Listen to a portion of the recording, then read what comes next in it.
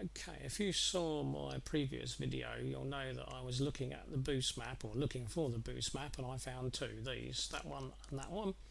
And I said I'd look next for the boost limiter. So what I'm going to do is just give myself a bit more room. I'm going to take a guess that that's the boost limiter. There's reasons why I'm using that as my guess, and I'll point those out in a moment. But I'm going to take a guess of that as the boost limiter. So I'm going to double click that one. So there we go. I'm going to assume that's my boost limiter. I'm going to assume that that's engine speed for now, and that it's in revs per minute. So I'll just say don't need to change any of that. I'll say okay for that for now. Right, I'm going to look up here and have a look at what this is now. If you've looked at a few of these, you will know by now that this, even if you didn't have any clue, the numbers might give you a clue. We've got something to do with air, haven't we? Because we've got figures that go up to somewhere in the region of 900, 950, 1000, 1050. So we've got a limiter for our boost pressure, and it looks like it's based on the available air pressure. So we've got a range of possible air pressures, and then we've got available boosts that we can manage. Makes perfect sense, because if we've just climbed a mountain in our car and the air's very thin, so we've got low pressure, then maybe we shouldn't be able to get high boost, because in attempting to get high boost we may well spin the turbo too fast and break it. So makes perfect sense. So let's assume that that's air pressure. So I'll say that one is air pressure, so just standard air pressure. So we'll assume that it's in millibars, in which case we can leave the number as it is, because that's perfectly okay. Right, now let's have a look at what we've got here. Now this is boost pressure then, so we are limiting our boost pressure. We're saying this is the most we're going to allow. What sort of figures have we got? 2200? Does that seem reasonable for a limit? Looks like that's the highest, isn't it? 2200.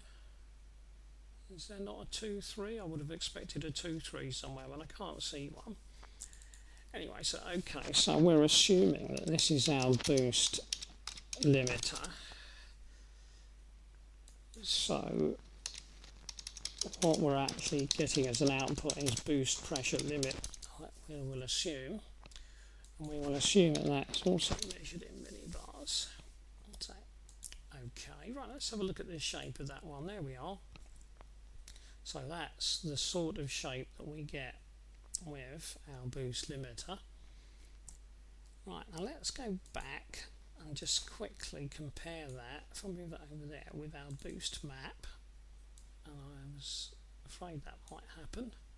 It's now hidden behind here. Let's just bring that down there, put that back up there, bring that one to the front, bring that one to the front. The only reason I'm doing this is I just want to look at the maximum figures quickly.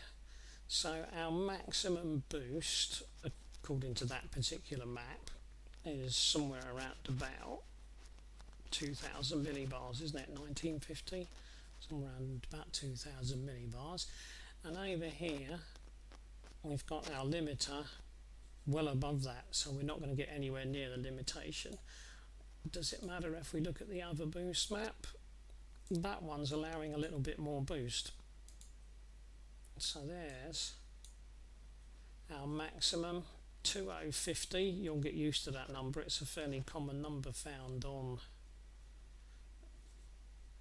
basic 1.9 EDC16s and EDC15s. So again, the limiter, we've got a fair bit of leeway, haven't we? 2050, that looks like the maximum. And then we've got 2200 over here. So that looks like the maximum that we've got. So the limiter seems to match in with the boost fairly reasonably, so that seems okay. So that's us pretty much covered. So all we've got to do now is work out what these ones here are, and we also need to find our single value boost limit, which I will do next.